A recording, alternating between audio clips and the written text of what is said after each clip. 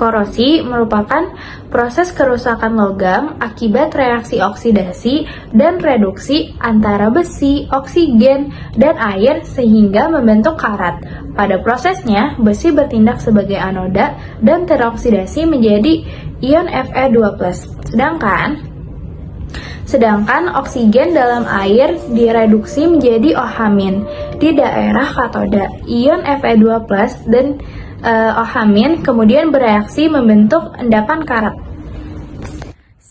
Tujuan korosi, sebenarnya korosi tidak memiliki tujuan karena korosi adalah proses perusakan logam akibat reaksi kimia dengan lingkungan, misal karat pada besi. Namun tujuan mempelajari korosi adalah agar kita bisa mencegah atau mengendalikan kerusakan logam supaya benda logam lebih awet.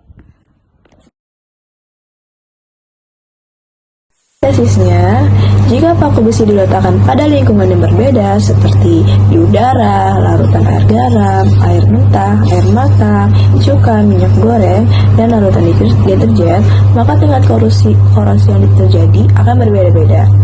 Paku dalam larutan air garam diperkirakan mengalami korosi paling cepat karena adanya ion garam yang mempercepat reaksi oksidasi.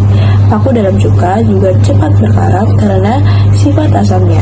Paku di dalam air mentah akan mengalami korosi sedang, sedangkan dalam air matang lebih lambat karena oksigen dan mineral berkurang. Paku di udara akan berkarat paling lambat, dan paku di dalam minyak goreng hampir tidak berkarat karena terlindung dari udara dan air. Sedangkan paku dalam deterjen akan berkarat sedang tergantung kandungan kimianya. Alatnya ada gelas 7 buah, sendok, karet gelang 7 buah, dan plastik 7 buah. Bahannya ada air mentah, air garam, air sabun, minyak goreng, cuka, dan air matang diisi dengan ukuran yang sama yaitu 3/4 gelas, dan terakhir ada paku besi. Lalu buat air garam dengan cara 1 sendok makan garam dilarutkan ke dalam 3/4 gelas air mentah. Lalu aduk hingga merata. Lalu buat air sabun dengan cara 1 sendok makan sabun dilarutkan ke dalam 3/4 gelas air mentah. Masukkan cuka 3/4 gelas. Lalu masukkan minyak 3/4 gelas. Masukkan paku galvanis satu persatu ke gelas masing-masing. Lalu tutup menggunakan plastik dan karet.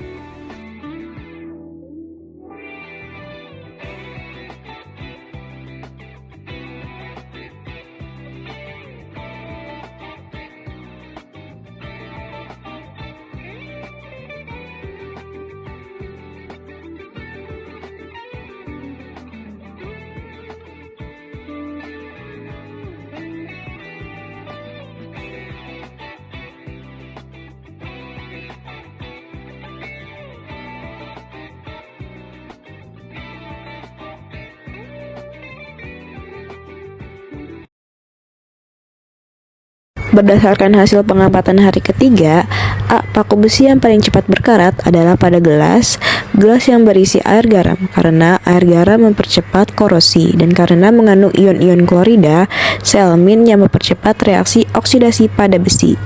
Yang B. Paku besi yang paling lambat berkarat adalah pada gelas yang berisi air matang karena mengandung sedikit oksigen terlarut dan karena sudah dipanaskan sehingga reaksi korosi berlangsung lebih lambat. Yang C. Paku besi yang tidak berkarat adalah pada gelas yang berisi minyak goreng dan gelas yang berisi udara karena tidak mengandung air sehingga tidak terjadi reaksi korosi.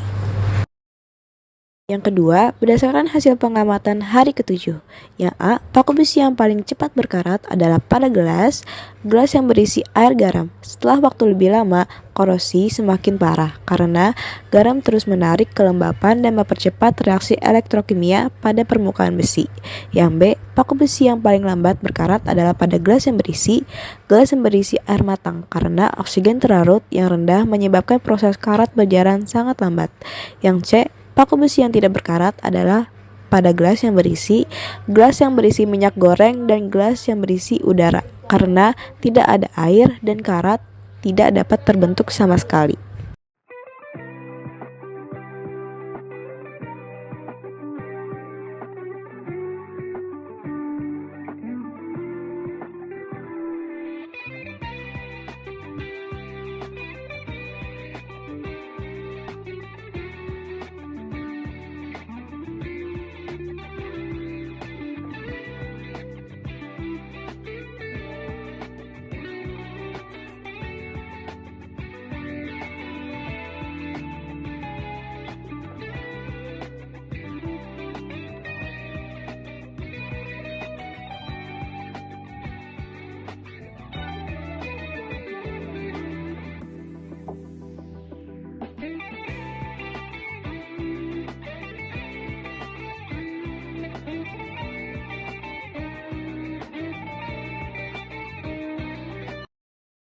Kesimpulan dari eksperimen korosi pada paku adalah korosi berkarat terjadi karena interaksi paku dengan oksigen dan air, di mana faktor-faktor seperti kelembapan, zat elektrolit, contohnya garam, asam cuka, air hujan, dan suhu dapat mempercepat prosesnya. Korosi dapat dihambat dengan mencegah paparan langsung paku terhadap air dan udara, misalnya dengan melapisi atau melumuri paku dengan zat seperti minyak goreng. Disarankan agar paku yang digunakan memiliki ukuran dan jenis yang sama, agar hasil lebih valid. Pengamatan dilakukan secara rutin untuk melihat perubahan warna dan tingkat karat, serta dapat ditambahkan perlakuan perlindungan seperti cat dan oli untuk mengetahui cara terbaik mencegah korosi. Disarankan agar sambungan kabel dan elektroda dipasang dengan kuat supaya aliran listrik berjalan lancar. Percobaan sebaiknya dilakukan beberapa kali untuk memastikan hasilnya konsisten, serta menggunakan alat ukur agar besar arus listrik dapat diketahui dengan lebih akurat. Sekian, terima kasih.